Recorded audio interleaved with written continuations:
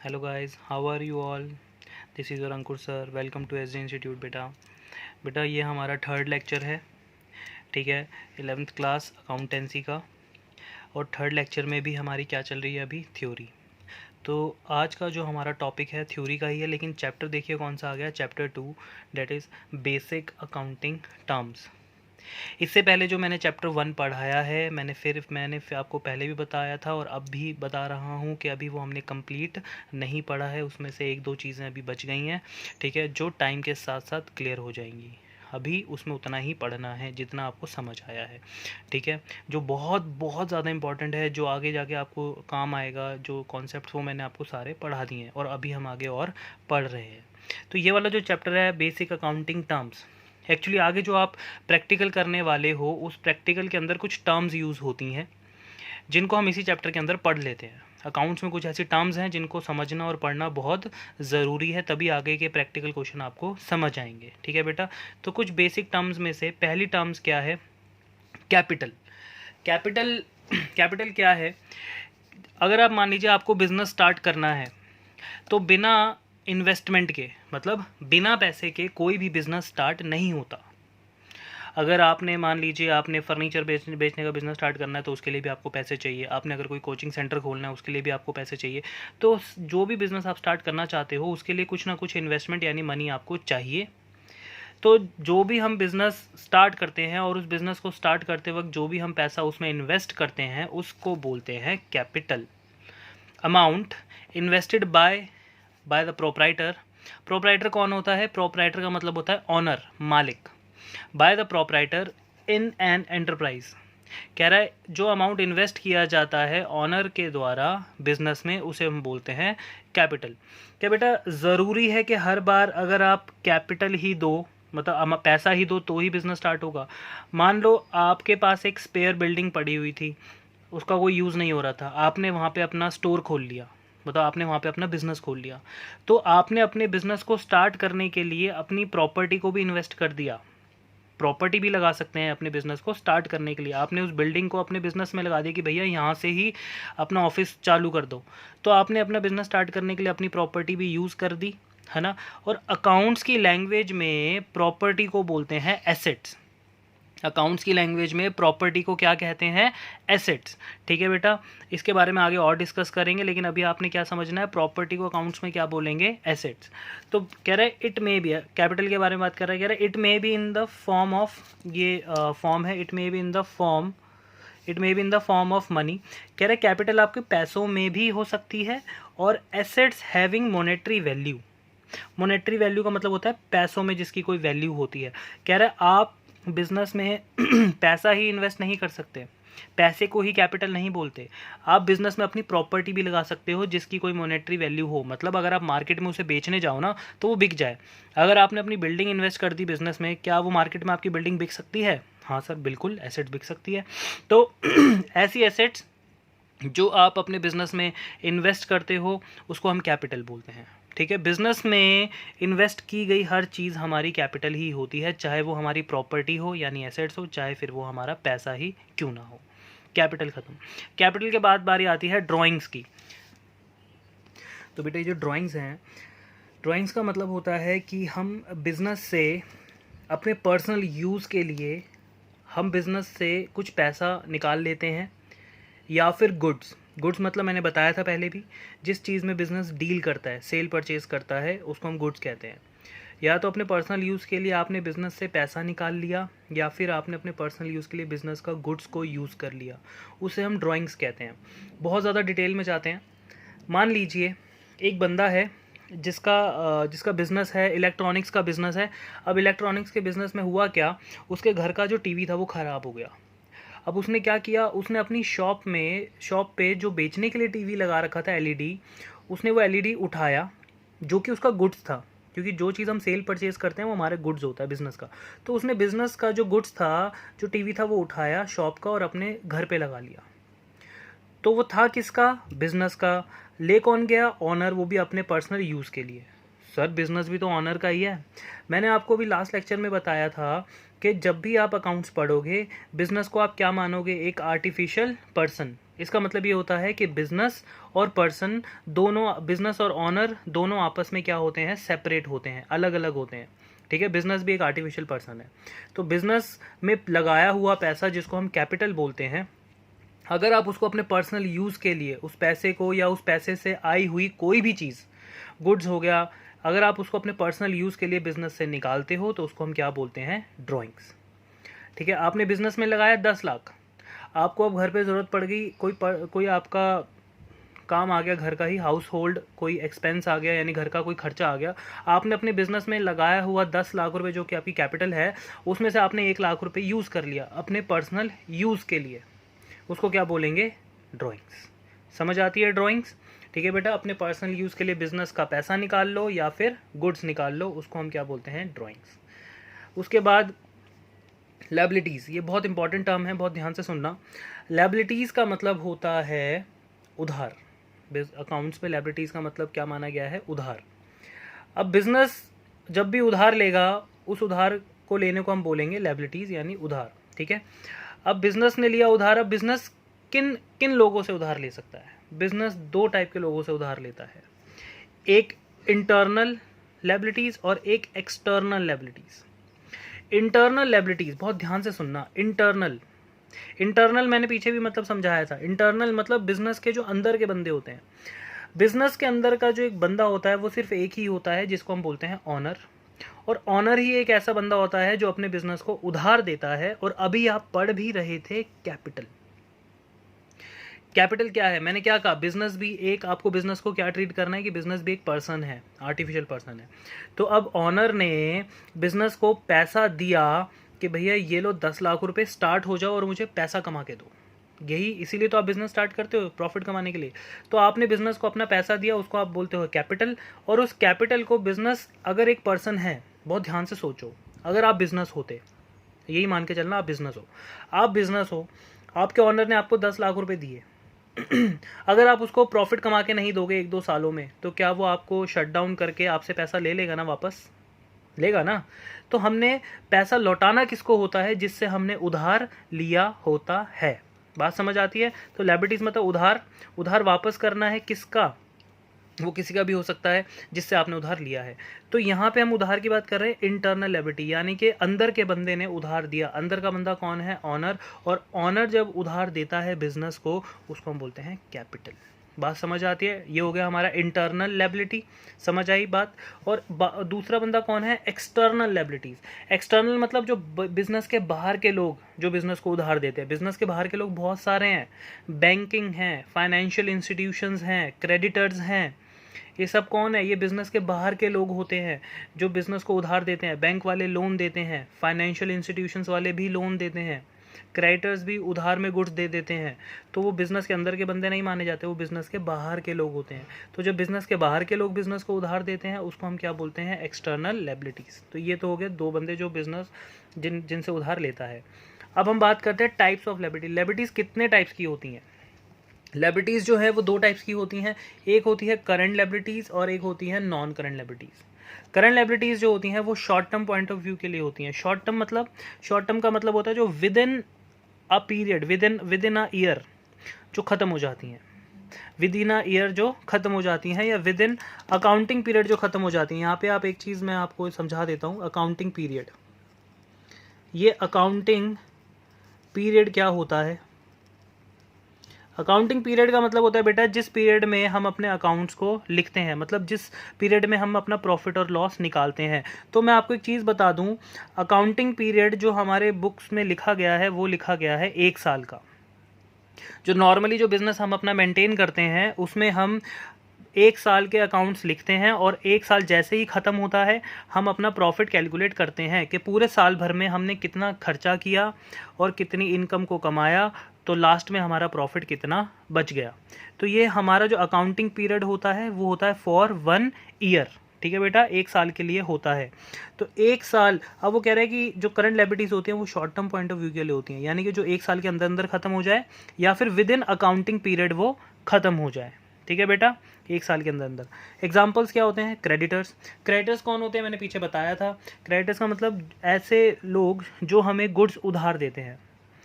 जब हम उनसे गुड्स खरीदने जाते हैं वो हमें उधार दे देते हैं, तो वो हमारे लिए क्या बन जाते हैं, क्रेडिटर्स, और वो करंट लायबिलिटीज़ है। क्योंकि कोई भी इंसान अगर आपको गुड्स उधार दे रहा है तो आप खुद बताओ, क्या आप अगर किसी को गुड्स उधार दे रहे हो तो क्या उससे 2 साल बाद पैसे लोगे, 10 साल बाद लोगे?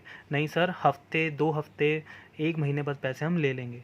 यानी कि 1 साल के अंदर अंदर आपको अपनी लायबिलिटीज़ को अगर पूरा करना होता है तो वो लायबिलिटीज़ होती हैं करंट लायबिलिटीज़। ठीक है, तो शॉर्ट टर्म लोन्स एक्सेट्रा। अब इसके बाद आता है नॉन करंट लायबिलिटीज़।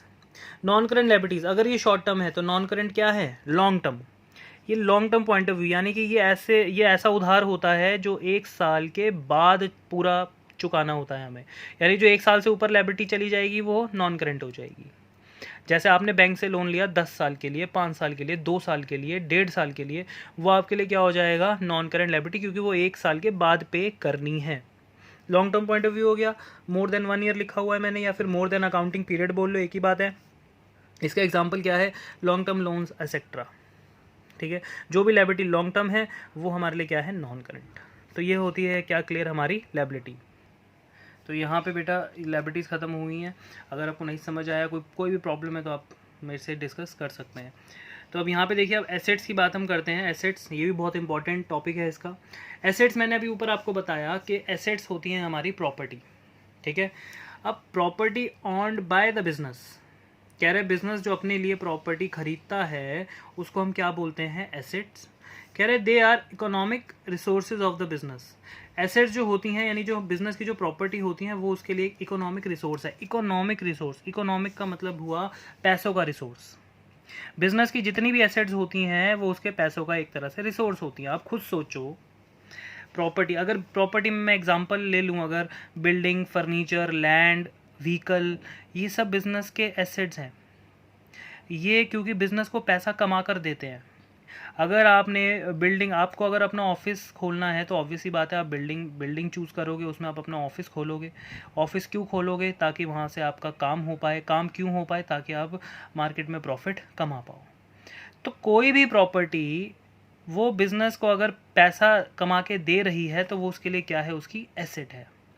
ठीक है, इसलिए उसने कहा है कि एसेट जो हैं वो मेरे लिए, बिजनेस ने कहा है कि मेरी एसेट जो होती हैं वो मेरे लिए एक इकोनॉमिक रिसोर्स हैं, यानी कि पैसों का रिसोर्स हैं। जो भी चीज़ बिज़नेस को पैसा कमा के नहीं देती वो बिज़नेस की एसेट्स नहीं होती। लेकिन जिस चीज़ से भी बिज़नेस को पैसा मिलेगा, बहुत ध्यान से सुनना, जिस चीज़ से भी बिज़नेस को पैसा मिलेगा वो बिज़नेस के लिए एसेट्स होगी ही होगी। ठीक है बेटा, तो लैंड, बिल्डिंग, फर्नीचर, फर्नीचर भी बहुत ज़रूरी है। ऑफिस में लोग खड़े होकर तो काम करते नहीं है, ऑब्वियस ही बात है, बैठ के ही काम करते हैं। ठीक है, फर्नीचर हो गया, व्हीकल हो गया। अब आप डोमिनोज़ वाले को देखो, ठीक है, मैकडी वालों को देखो, अगर ये अपना ऑर्डर डिलीवर करते हैं तो किस चीज़ पर डिलीवर करते हैं, अपने व्हीकल्स पे, बाइक पर, है ना। ये जो कुरियर सर्विसेज वाले होते हैं, फेडेक्स हो गया, DHL हो गया, या DFL जो भी है, ये सारे जो कुरियर कंपनीज होती हैं ये अपना कुरियर किस पे देने चाहते हैं, वैन में चाहते हैं ना। तो इसलिए उनके जो व्हीकल्स हैं वो भी उनके लिए क्या है, उनकी एसेट्स, क्योंकि उनसे वो पैसा कमाते हैं। ठीक है बेटा, अब उसके बाद क्या है, types of assets. Types of assets भी है, जैसे आपने टाइप्स ऑफ लायबिलिटीज़ पढ़ा वैसे टाइप्स ऑफ एसेट्स भी हैं। तो एसेट्स भी 2 टाइप की होती हैं, एक होती है करंट एसेट्स और एक होती है non current assets. Current assets इसको थोड़ा बाद में पढ़ते हैं, पहले हम बात करते हैं नॉन करंट एसेट की, जो बहुत इंपॉर्टेंट टॉपिक है। नॉन करंट एसेट्स को हम फिक्स्ड एसेट्स के नाम से भी जानते हैं। नॉन करंट एसेट्स को हम फिक्स्ड एसेट्स के नाम से भी जानते हैं। फिक्स्ड एसेट्स का मतलब क्या होता है, ऐसी एसेट्स जो बिजनेस, बहुत ध्यान से सुनना, कह रहा है फिक्स्ड एसेट्स वो होती हैं जो 1 साल से ज़्यादा चले, पहली बात। कह रहा है ऐसी एसेट्स जो बिजनेस कभी भी बेचने के पॉइंट ऑफ व्यू से नहीं खरीदता। बहुत ध्यान से सुनना, नॉन करंट एसेट्स वो होती हैं जो 1 साल से ज़्यादा चले, और ऐसी एसेट्स होनी चाहिए जो बिज़नेस कभी भी बेचने के पर्पज़ से ना खरीदे। ऐसी कोई भी एसेट ऐसी नहीं होनी चाहिए जो बिज़नेस बेचने के पर्पज़ से खरीदता हो, वो नॉन करंट एसेट नहीं होगी। लेकिन ऐसी एसेट जो उसने 1 साल से ज़्यादा चल रही हो और बिज़नेस ने उसको बेचना भी ना हो, वो बिज़नेस के लिए क्या होगी, नॉन करंट एसेट, यानी फिक्स एसेट्स। और वही एसेट बिज़नेस की अगर अर्निंग कैपेसिटी को भी बढ़ाती है, और वही एसेट बिज़नेस की क्या बढ़ा दे, अर्निंग कैपेसिटी, तो वो बिज़नेस के लिए क्या होगी, उसकी नॉन करंट एसेट। तो नॉन करंट एसेट क्या होती है, जो 1 साल से ज़्यादा चले, जो बिज़नेस बेचने के लिए नहीं खरीदता, जिससे बिज़नेस की अर्निंग कैपेसिटी बढ़ जाती है, उसको हम बोलते हैं नॉन करेंट एसेट। ठीक है सर, एग्जांपल बताओ। नॉन करेंट एसेट के एग्जांपल देख लो आप। बिल्डिंग 1 साल से ज़्यादा चलती है, अगर आप ज़बरदस्ती उसको नहीं तोड़ोगे या कोई नेचुरल डिज़ास्टर ना हो जाए तो बिल्डिंग जो होती है वो सालों साल चलती रहती है। तो बिल्डिंग क्या है, आप मान लो बिल्डिंग आपकी एक लॉन्ग नॉन करेंट एसेट हो गई, फिक्स एसेट। अब इससे आपकी अर्निंग कैपेसिटी कैसे बढ़ेगी? आपके पास एक ऑफिस है, आपने दूसरा ऑफिस खोल लिया, आपने तीसरा ऑफिस खोल लिया, आपने दूसरी बिल्डिंग ले ली, तीसरी बिल्डिंग ले ली। आप बिल्डिंग्स क्यों ले रहे हो? ताकि आप अलग अलग जगह पे अपने ऑफिसेज खोल पाओ। आप ऑफिसेज क्यों खोल रहे हो? ताकि आप प्रॉफिट, पैसा कमा पाओ। और मैंने क्या कहा, जिस चीज़ से भी बिजनेस को पैसा मिलेगा वो क्या होगी? एसेट। समझ आती है? नॉन करेंट एसेट जो जो 1 साल से ज़्यादा चले, जो बिज़नेस बेचने के लिए नहीं खरीदता, जो बिज़नेस की अर्निंग कैपेसिटी को बढ़ा देती है, वो क्या होती है? Non current assets. ठीक है, लैंड, बिल्डिंग, फर्नीचर, व्हीकल, ये इनके एग्जांपल्स हैं। अब नॉन करेंट एसेट भी 2 टाइप की होती है, एक होती है टेंजिबल एसेट और एक होती है intangible assets. Tangible assets are those assets, वो एसेट होती हैं जिनका कोई फिजिकल एग्जिस्टेंस होता है। फिजिकल एग्जिस्टेंस मतलब आप उनको टच कर सकते हो, आप उनको देख सकते हो।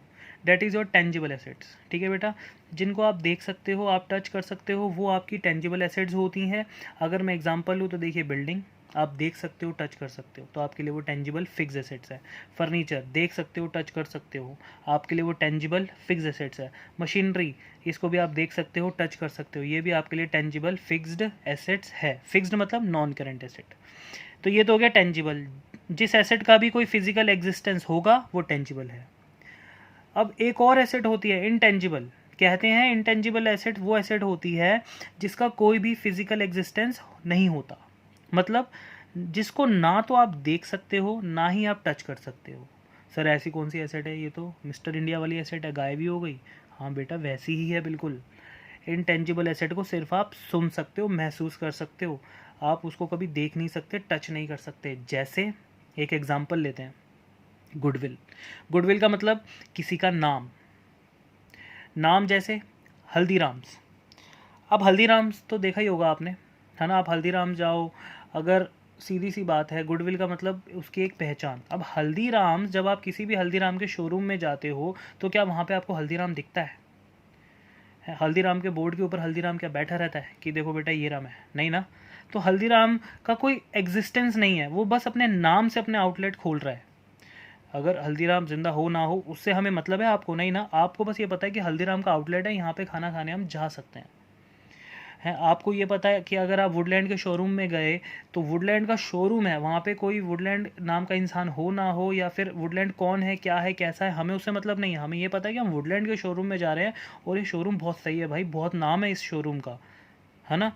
तो आप नाम से जिस चीज़ को आप पहचान जाओ उसे हम बोलते हैं गुडविल। गुडविल मतलब हमारी औकात क्या है, बिजनेस की औकात, जिसको हम बोलते हैं गुडविल। नाम कि हमारा मार्केट में नाम कितना है। तो अब नाम से ही चीज़ें बिकती हैं। एक बात बताओ, दिवाली होती है, दिवाली पे आपके घर में 2 मिठाई के डब्बे आए, एक आया हल्दीराम सा, बहुत बढ़िया काजू कतली आ गई हल्दीराम्स की, और एक आ गया गुप्ता जी हलवाई, जो पता नहीं कौन सी दुकान है गली मोहल्ले की। तो अब एक बात बताओ, दिवाली में जब लोग डब्बे घुमाते हैं ना, हमारे घर में डब्बा आता है वो दूसरे को दे देते हैं, सोन पापड़ी वाला। तो अब एक बात बताओ, आप कौन सा डब्बा घुमाओगे मोहल्ले में? आप हल्दीराम का दोगे या फिर जो गुप्ता जी हलवाई वाला? सर हल्दीराम का रख लेंगे, गुप्ता जी हलवाई दे देंगे। क्यों भाई? सर क्योंकि हल्दीराम का ना ब्रांड है सर, वो नाम है, उसका नाम है ना, तो उसको हम क्या बोलते हैं? गुडविल। और नाम सिर्फ सुनाई देता है, दिखाई नहीं देता। नाम का कोई अपना एग्जिस्टेंस है ही नहीं। ठीक है बेटा, तो वो क्या होती है हमारी? गुडविल। जैसे बिल्डिंग है, बिल्डिंग हमें पता है ये बनेगी किससे? ब्रिक, सीमेंट वगैरह से। ठीक है, नाम किससे बना है? नाम सीमेंट से बना है? नहीं। ब्रिक से बना है? नहीं। बस नाम हम बोलते हैं, पहचान है, एक आइडेंटिफिकेशन है नाम। ठीक है, तो वो क्या है? हमारी गुडविल। क्लियर होती है गुडविल। अब आती है बात पेटेंट्स की। पेटेंट्स क्या होते हैं? पेटेंट्स का मतलब होता है बेटा मैन्युफैक्चरिंग राइट्स, फार्मूला राइट्स, मान लो एक तरह से। जैसे पेटेंट्स भी हमारी एक इंटेंजिबल एसेट है, दिखाई नहीं देती लेकिन पैसे कमा के देती है। कैसे? मैगी आपने खाई होगी, मैगी के अलावा भी शायद आपने और कहीं नूडल्स खाई होंगी, yippee वगैरह, क्या दोनों का टेस्ट सेम होता है? नहीं सर, कभी भी नहीं हुआ ऐसा। ऐसा हो सकता है बट हो नहीं सकता, क्योंकि जो नेस्ले है, मैगी जो है वो नेस्ले वालों की है। नेस्ले वालों ने जब मैगी को मैन्युफैक्चर किया तो उसका जो फार्मूला बनाया, उसका जो टेस्ट बनाया, उसको कोर्ट में जाके उन्होंने उसका पेटेंट ले लिया कि भैया ये वाला जो टेस्ट है, ये जो फार्मूला है, ये हमारे अलावा कोई और नहीं बना सकता मार्केट में। उसको क्या बोलते हैं? पेटेंट। क्या आपको टेस्ट दिखता है? टेस्ट किससे बनता है पता है? किसी भी चीज़ से टेस्ट बना लो, खाने का होता है ना। तो टेस्ट का कोई फिजिकल एग्जिस्टेंस है ही नहीं, फार्मूले का कोई फिजिकल एग्जिस्टेंस है ही नहीं। तो वो हमारे लिए क्या है? एक इनटेंजिबल एसेट, क्योंकि पैसे कमा के दे रहा है। मैगी अपने टेस्ट की वजह से सबसे ज़्यादा बिकती है, तो वो उससे पैसे कमा के दे रही है, और जो भी चीज़ हमें पैसे कमा के दे वो हमारे लिए क्या होती है? एसेट। कॉपीराइट्स पेटेंट्स एक ही बात है, ठीक है। ये सब तो ये होती है हमारी टेंजिबल और इनटेंजिबल एसेट्स, ठीक है बेटा। तो ये होती है खत्म हमारी नॉन करंट एसेट। अब आ जाते हैं ज़रा करंट एसेट पे। करंट एसेट्स क्या होती हैं? वही सेम जैसे करंट लायबिलिटीज़ थी।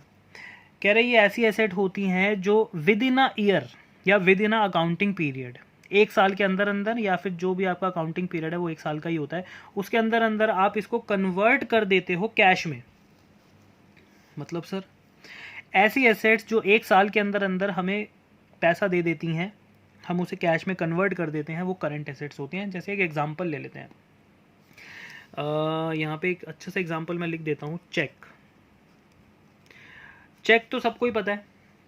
अगर आपको कोई आज चेक देता है तो क्या 10 साल तक रखोगे अपने पास? इतनी तो वैलिडिटी भी नहीं होती चेक की। आपको आज किसी ने चेक दिया, बैंक में डालो, 3 दिन के अंदर पैसे मिल जाते हैं। तो चेक आपने इसको एक साल के अंदर अंदर किस में कन्वर्ट करवा लिया? पैसों में। तो वो आपके लिए क्या बन गया? Current asset. कह रहे ऐसी एसेट जो एक साल के अंदर अंदर कैश में कन्वर्ट हो जाती है, पैसों में कन्वर्ट हो जाती है, वो होता है हमारा करंट एसेट्स। ये इसको ये काट दो, बैंक नहीं आता इसमें। डेटर्स, मैंने एग्जांपल्स क्या क्या लिखे हैं जो कैश में कन्वर्ट हो सकते हैं एक साल के अंदर अंदर? Debtors, cash, bills receivables, cheque मैंने समझा दिया। मैं आपको डेटर्स समझाता हूँ, ये बहुत इंपॉर्टेंट टॉपिक है। आपने क्रेडिटर्स तो आपको पता है, जो लोग हमें उधार देते हैं। क्रेडिटर्स का बिल्कुल उल्टा अपोजिट क्या होगा? क्रेडिटर्स का अपोजिट होता है डेटर्स। क्रेडिटर्स से हम उधार लेते हैं और डेटर्स को हम उधार देते हैं। क्या हर बार ज़रूरी है कि आप ही उधार में गुड्स परचेज खरीदो? आप किसी को गुड्स उधार में सेल भी तो कर सकते हो, सेल्स भी तो होती हैं। जब आप किसी को गुड्स उधार में बेच दो, तो जिस इंसान को आपने उधार में गुड्स बेचा है वो आपके लिए क्या है? डेटर, ठीक है बेटा। डेटर मतलब जिससे हमने पैसा लेना होता है। अब एक बात बताओ, आपने एक बंदे को गुड्स उधार दिए, क्या 2 साल के लिए उधार दोगे? नहीं ना सर, मुश्किल से 1 हफ्ता, 2 हफ्ते, 1 महीना, 3 महीने, है ना। तो ये होते हैं डेटर्स, जो हमने उनको 1 साल के अंदर अंदर उनसे पैसा अपना वापस ले लिया, यानी कि हमने उसको 1 साल के अंदर अंदर कैश में कन्वर्ट कर दिया। Debt is are current asset. Debtors, cash, cheque, ये हमारी करंट एसेट होती हैं। और बिल्स रिसीवेबल, बिल्स रिसीवेबल क्या होता है बेटा? बिल्स रिसीवेबल वैसे अभी ये आगे का टॉपिक है, लेकिन मैं थोड़ा सा आपको समझाता हूँ। बिल रिसीवेबल, जैसे एक छोटा सा एग्जांपल लेते हैं। आपके घर में बिजली का बिल आता है, मैं एक एग्जांपल ले रहा हूँ, इसको रियल लाइफ से रिलेट मत करना। आपके घर में बिजली का बिल आता है, आपको पे करना होता है और बिजली वालों को रिसीव करना होता है ना, यही होता है ना। तो रिसीव किसको करना है? बिजली वालों को।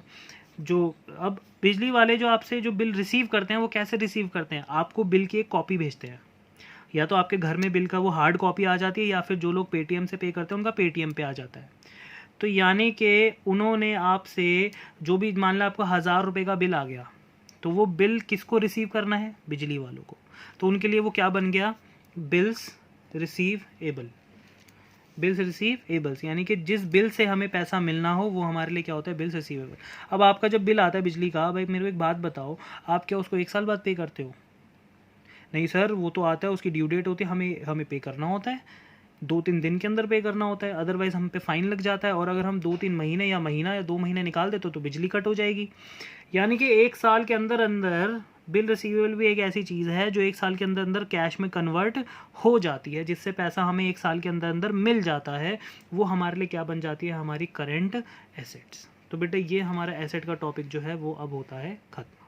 तो बेटा नेक्स्ट पॉइंट क्या है हमारा? रिसिप्ट।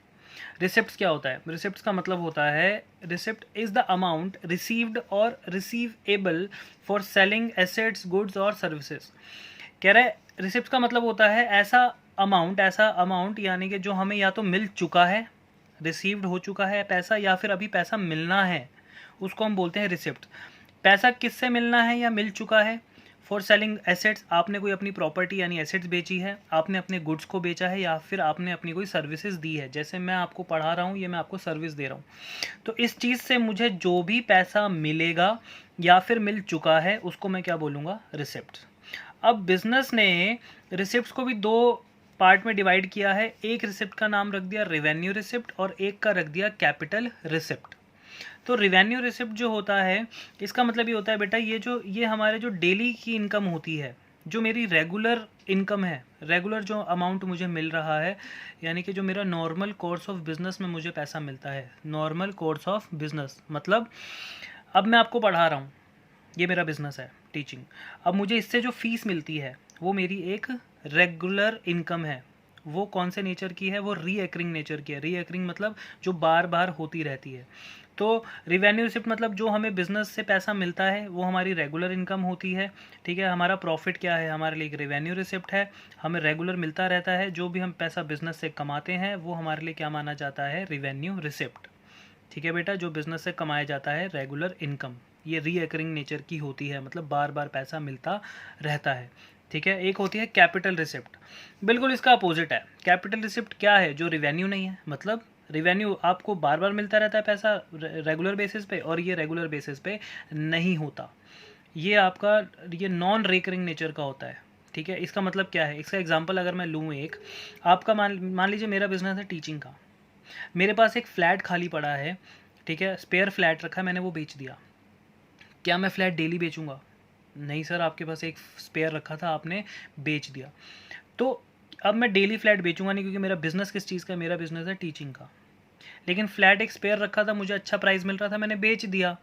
तो ये जो इनकम होगी ये कभी कभार सालों में जाके एक आध बार जो होगी, ये इनकम मेरी होगी सालों में एक आध बार, अगर मेरे पास फ्लैट एक्स्ट्रा हुआ तो, है ना। तो वो कौन सी रिसिप्ट मानी जाएगी? Capital receipt. जो भी हम अपनी एसेट को बेचते हैं, ठीक है, उससे जो हम पैसा कमाते हैं वो कैपिटल रिसिप्ट है। एसेट बेचो या फिर ऐसी इनकम जो हमें सालों में एक आध बार हमें हमारी इनकम होती है, वो हमारे लिए कौन सी इनकम होती है? कैपिटल रिसिप्ट, जिसका हमारे बिजनेस से कोई लेना देना नहीं होता।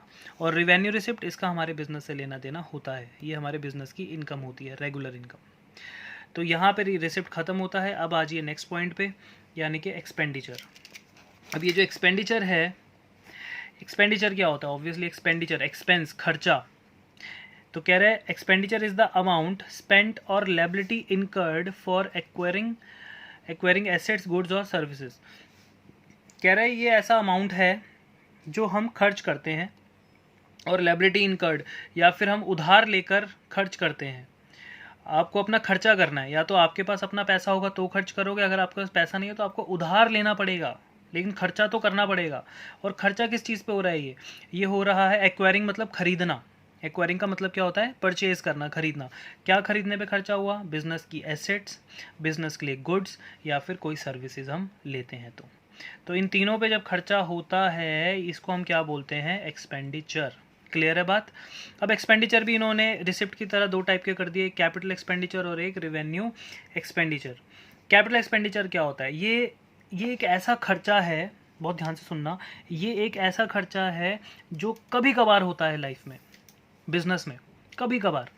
जैसे मैंने क्या कहा कि मेरा बिजनेस है टीचिंग का, अब मेरे को आना जाना है, मेरे पास व्हीकल नहीं है मान लो, तो मैंने अपने लिए एक बाइक खरीद ली, या मैंने अपने लिए एक कार परचेज़ कर ली।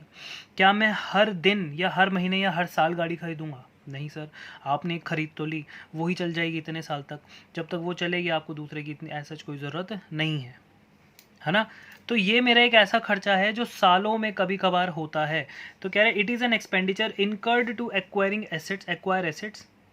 या तो मैं अपनी एसेट खरीदने पे खर्चा होगा, मैंने बताया मैं अपने लिए कार खरीद रहा हूँ, कार एसेट है, तो मेरे एसेट खरीदने के लिए होगा। या फिर इम्प्रूविंग द एग्जिस्टिंग एसेट्स, या फिर मैंने अपनी एक एसेट खरीदी है, या फिर मैं अपनी जो मेरे पास ऑलरेडी एसेट है मैं उन्हें ठीक करा रहा हूँ, इम्प्रूव करवा रहा हूँ। लाइक मेरे पास मान लो मैंने अपना कोचिंग खोला हुआ है, एक फर्स्ट फ्लोर ही है, मैंने कहा यार मेरे को अपना कोचिंग बढ़ाना है। मैंने क्या किया, मैंने अपने फर्स्ट फ्लोर के ऊपर एक और फ्लोर बना लिया, सेकंड फ्लोर बना लिया। तो अब जिससे क्या हुआ, मेरा काम बढ़ गया। क्या मैं डेली अब फ्लोर बनाता रहूँगा? नहीं ना सर। सर जितना अवेलेबल है उतना ही बना पाओगे, आपको एक फ्लोर की ज़रूरत थी, आपने बना लिया। तो जितना, अब ये ऐसा खर्चा है जो सालों में कभी कभार होता है, 5 साल 10 साल 20 साल, उसमें एक आध बार खर्चा हुआ, डेट इज़ कैपिटल एक्सपेंडिचर। तो एसेट वगैरह खरीदने पे जो खर्चा होता है हम उसको क्या बोलते हैं, कैपिटल एक्सपेंडिचर। और आगे क्या बोल रहा है, which will increase the earning capacity of the business. Obvious ही बात है, एक फ्लोर से दूसरा फ्लोर बनाया तो मेरी क्या बढ़ जाएगी, मेरे बिजनेस की अर्निंग कैपेसिटी बढ़ जाएगी। एक फ्लोर पे 3 क्लासेस पढ़ाता था, दूसरे फ्लोर पे और 3 क्लासेस पढ़ाने लग गया, टोटल 6 क्लासेस होने लग गई मेरे पास, तो पैसा तो बढ़ेगा। ठीक है, अब आती है बारी रिवेन्यू एक्सपेंडिचर की। कह रहा है revenue expenditure incurred the benefit of which is consumed और exhausted within the accounting period. इसकी लैंग्वेज थोड़ी सी अटपटी है लेकिन इसका मतलब बहुत सिंपल है। कह रहा है ये रिवेन्यू एक्सपेंडिचर्स क्या होते हैं जो कैपिटल एक्सपेंडिचर नहीं होते, ये हमारे डेली बेसिस के खर्चे होते हैं।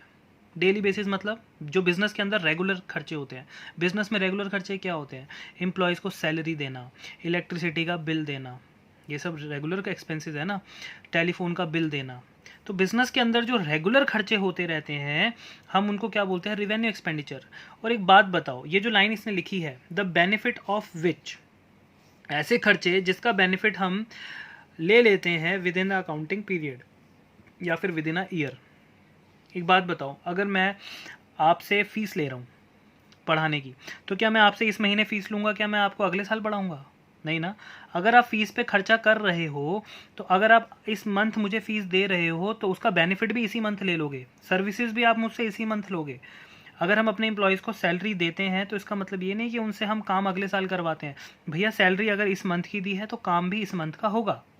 तो हम ऐसे खर्चे, ये वो खर्चे होते हैं रेवेन्यू एक्सपेंडिचर, ये रेगुलर बेसिस पे होते हैं और इनका बेनिफिट हम एक साल के अंदर अंदर उनसे ले लेते हैं। ठीक है बेटा, तो ये थे 2 एक्सपेंडिचर। और एक है डेफर्ड रेवेन्यू, क्या लिखा मैंने, विल डिस्कस लेटर। इसको हम क्लास में समझेंगे। ये बहुत अच्छा भी पॉइंट है और बहुत इंपॉर्टेंट है, एग्जाम में यही पूछा जाता है, बट इसको समझने के लिए आपको अभी काफ़ी कुछ पढ़ना है। तो नेक्स्ट टॉपिक है हमारा एक्सपेंस। पहले हम तो एक्सपेंस ये एक ऐसा पॉइंट है बेटा, जो एक्सपेंडिचर, जो हमने इससे पहले पॉइंट पढ़ा ना, एक्सपेंडिचर अगर वो बाप है तो ये उसका बेटा है। मतलब एक्सपेंडिचर से बना है एक्सपेंस, एक्सपेंडिचर के अंदर ही क्या होता है, एक्सपेंस। अब एक्सपेंस है क्या, कह रहा है expense is the cost incurred for generating revenue. Revenue का मतलब होता है इनकम। कह रहा है ये एक ऐसा खर्चा है जो हम इसको खर्च करते हैं अपनी इनकम को जनरेट करने के लिए। बेटा अगर आप बिज़नेस खोलते हो, है ना, मान लीजिए एक कंपनी है, पेन बनाती है। अब पेन वो मार्केट में बेच रही है 10 रुपये का, तो क्या पूरे का पूरा 10 रुपये उसका प्रॉफिट होगा? नहीं सर, 10 रुपये में 7 या 8 रुपये उसकी कॉस्ट होगी। 7-8 रुपये कॉस्ट मतलब जो पेन बनाने के लिए उसका मटेरियल लगा होगा, वहाँ पे लेबर लगी होगी, एम्प्लॉयज़ लगे होंगे, उन सब की सैलरी। ठीक है, और रॉ मटेरियल ख़रीदना मतलब जो पेन बनाने का सामान ख़रीदना पड़ा होगा उस पर भी खर्चा हुआ होगा। जब उन्होंने 7 रुपये खर्च किए तब जाके उन्होंने 3 रुपये कमाए, यानी कि टोटल हुए 10 रुपये। तो 10 रुपये में से 7 रुपये तो कॉस्ट थी। ठीक है, 7 रुपये कॉस्ट खर्च करने के बाद उन्होंने रिवेन्यू कमाया है 10 रुपये का। समझ गए एक्सपेंस? एक्सपेंस का मतलब होता है कॉस्ट इनकर्ड, ऐसा खर्चा जो हम खर्च करते हैं अपने रिवेन्यू को जनरेट करने के लिए। ठीक है बेटा, तो यहाँ पे कुछ बच्चे रिवेन्यू में कंफ्यूज होते हैं, वो कहते हैं सर रिवेन्यू प्रॉफिट। बेटा सुनो, रिवेन्यू और प्रॉफिट में डिफरेंस होता है। रिवेन्यू जो होता है ना बेटा, वो हमारी टोटल इनकम होती है। टोटल इनकम मतलब जिसके अंदर कॉस्ट भी होती है और जिसके अंदर हमारा प्रॉफिट भी होता है। Cost plus profit equals to revenue, यानी कि 7 रुपये कॉस्ट प्लस 3 रुपये profit equals to revenue. Revenue को प्रॉफिट में समझना, इनकम बोलते हैं इसको, ये टोटल इनकम होती है हमारी। ठीक है बेटा, तो ये खत्म होता है एक्सपेंस। एक्सपेंस के बाद क्या होता है, प्रॉफिट। प्रॉफिट क्या है? प्रॉफिट का मतलब होता है जो भी आपका बिजनेस है, जिस चीज़ का भी आपका बिजनेस है, किसी का फर्नीचर का बिजनेस है, फर्नीचर बेच के जो पैसा कमाया जाता है वो प्रॉफिट है। किसी का बिजनेस है, मान लो किसी का बिजनेस है, सीमेंट का बिजनेस है, अब सीमेंट बेच कर जो वो पैसा कमा रहा है वो उसके लिए प्रॉफिट है। मेरा बिजनेस है टीचिंग का, मैं आपको सर्विसेज दे रहा हूँ, सर्विसेज देकर जो मैं पैसा कमा रहा हूँ वो मेरा प्रॉफिट है। बेसिकली कहने का मतलब ये है, जो भी हमारा बिजनेस है और बिजनेस के थ्रू, फिर सुनो ध्यान से, बिजनेस के थ्रू जो हम अपने लिए पैसा कमाते हैं वो हमारा प्रॉफिट होता है। अब देखो नीचे क्या लिखा है मैंने, गेन। कुछ बच्चे कहेंगे सर प्रॉफिट और गेन, बात तो एक ही है। नहीं, प्रॉफिट होता है बिजनेस में कमाया गया पैसा, गेन होता है बिजनेस के अलावा कमाया गया पैसा। मेरा बिजनेस है टीचिंग का, ठीक है। अब मैंने आपको क्या बताया कि अभी मैंने अपना एक फ्लैट बेचा, फ्लैट बेचना मेरा बिजनेस है? नहीं, मेरे पास स्पेयर था, मैंने बेच दिया। 10 करोड़ का फ्लैट था, मान लो मैंने 15 करोड़ में बेच दिया, तो अब मैंने 5 करोड़ प्रॉफिट नहीं कमाया है, मेरा बिजनेस नहीं है, मैंने 5 करोड़ गेन किया है, ठीक है। ऐसा ऐसा गेन मतलब ऐसा पैसा जो मैं अदर देन बिजनेस कमाता हूँ। अदर देन बिजनेस अगर मैं कमाऊंगा वो मेरे लिए क्या हो जाएगा? गेन, ठीक है बेटा, उसे प्रॉफिट नहीं बोलेंगे। लॉस, लॉस ऑब्वियसली बात है, जब आपका बिजनेस में खर्चा ज़्यादा हो जाता है और इनकम कम हो जाती है तो आपको नुकसान हो जाता है। परचेजेस, परचेजेस, परचेजेस एक ऐसी टर्म है जब आप अपने गुड्स को खरीदते हो ना, फिर ध्यान से सुनना, जब हम क्या खरीदते हैं? गुड्स, तब गुड्स को हम गुड्स नहीं बोलते हैं, हम उसको बोलते हैं परचेजेस। जब हम गुड्स को खरीदते हैं उस टर्म को क्या बोलते हैं? परचेजेस। सर अगर बिल्डिंग खरीदेंगे तो भी परचेजेस बोलेंगे? नहीं, बिल्डिंग खरीदेंगे तो सिर्फ परचेज, बिल्डिंग परचेज होती है, गुड्स परचेजेस। यानी कि जब आप बिल्डिंग खरीदोगे तो आपको बिल्डिंग ही लिखना पड़ेगा, लेकिन अगर आप गुड्स खरीदोगे तो गुड्स का अकाउंट्स में कभी भी गुड्स का नाम नहीं आता। आपने कहीं पर भी जब आगे आप पढ़ोगे, अभी थोड़ा सा आप कंफ्यूज हो रहे होगे, लेकिन जब आगे आप क्वेश्चन करने लगोगे ना बेटा, तो जब आप गुड्स की बात करेंगे हम वहाँ पे कि हमने इतने के गुड्स खरीदे, हमने 10 लाख के गुड्स खरीदे, तो हम कभी भी गुड्स नहीं लिखते। उस गुड्स को क्या नाम पड़ जाता है? गुड्स का, खरीदे हुए गुड्स का नाम पड़ जाता है परचेजेस, ठीक है बेटा। जो हम गुड्स खरीदते हैं उनको क्या बोलते हैं? परचेजेस। परचेजेस रिटर्न क्या है? आपने जो गुड्स खरीदा है वो ख़राब हो आ गया या ज़्यादा गुड्स आ गया, आपने उसको कर दिया रिटर्न, तो उसको हम बोलेंगे परचेजेस रिटर्न, खरीदा हुआ माल हो गया वापस। नेक्स्ट पॉइंट हमारा क्या है? सेल्स। जैसे आप गुड्स को खरीदने पे परचेजेस बोलते हैं, नाम पड़ जाता है परचेजेस, तो गुड्स को बेचने पे बोलते हैं सेल्स, ठीक है। इसका नाम क्या पड़ जाता है? सेल्स, जब भी हम गुड्स को बेचते हैं। सेल्स रिटर्न क्या होता है? ऑब्वियसली जो आपने गुड्स बेचा है, क्या पता वहाँ पे ज़्यादा गुड्स चला गया या ख़राब गुड्स चला गया, तो बेचा हुआ गुड जब वापस हो जाता है उसको हम बोलते हैं सेल्स रिटर्न। गुड्स मैंने आपको बता ही दिया, जिसमें बिज़नेस डील करता है मार्केट में, जिसको बेचकर बिज़नेस प्रॉफिट कमाता है, वो क्या होता है? Goods. Trade receivable, trade receivable के अंदर 2 पॉइंट्स आते हैं, एक आता है डेटर्स और एक आता है बिल्स रिसीवेबल। डेटर्स मैंने अभी आपको पीछे समझाया, डेटर्स वो लोग होते हैं जिनको हम उधार देते हैं, ठीक है बेटा। डेटर्स वो कौन कौन होते हैं? जिनको हम उधार देते हैं, बेसिकली जिनसे हमने पैसा लेना होता है, ठीक है। तो डेटर्स का एक और नाम है अकाउंट्स में, बुक्स ऑफ अकाउंट में डेटर को हम इस नाम से भी जानते हैं, बुक डेट्स। डेटर का एक और नाम क्या होता है? Book dates. इसे डेट्स बोलते हैं, डेप्ट्स मत बोलना, बी साइलेंट होता है, डेट्स होता है ये, और ये डेप्टर नहीं होता, ये डेटर्स होता है, ठीक है बेटा। डेप्टर मत बोलना इसको, ये डेटर्स होता है। बिल्स रिसीवेबल भी अभी मैंने समझाया, जिस बिल से हमें पैसा मिलना हो वो हमारे लिए क्या हो जाता है? Bills receivable. तो इन दोनों को मिला के क्या बनता है? Total trade receivable. इसका बिल्कुल अपोजिट होता है ट्रेड पेएबल्स। पेएबल्स मतलब, रिसीवेबल मतलब मिलना, पेएबल मतलब पैसा देना। तो क्रेडिटर्स अभी समझाया, जिनसे हम उधार लेते हैं, डेटर्स जिनको हम उधार देते हैं, क्रेडिटर्स जिनसे हम उधार लेते हैं, मतलब हमने जिनको पैसा लौटाना होता है, उनको हम बोलते हैं क्रेडिटर्स। बिल्स रिसीवेबल क्या होता है? जिससे पैसा मिलना होता है, जिस बिल से। और बिल्स पेएबल क्या होता है? ऑब्वियसली बात है, पेएबल का मतलब पैसा देना, तो जिस बिल पे हमने पैसा देना होता है उसको हम बोलते हैं बिल्स पेएबल। तो बेटा ये मैंने आपको कुछ इंपॉर्टेंट टर्म्स बताई हैं। अगर आपको किसी भी टर्म में कोई और एग्जांपल्स चाहिए या थोड़ा और एक्सप्लेनेशन चाहिए तो आप मुझसे कांटेक्ट कर सकते हो, आप सबके पास मेरा कांटेक्ट नंबर है, ठीक है। और आपको रेगुलर क्लासेस लेनी है तभी आपको समझ आएगा। अगर कोई बच्चा क्लासेस नहीं सुन रहा है तो उसको प्रॉब्लम होगी, क्योंकि अब जो हमारा नेक्स्ट चैप्टर शुरू होने वाला है वो अब हमारा शुरू होगा प्रैक्टिकल, ठीक है बेटा। Till then bye bye.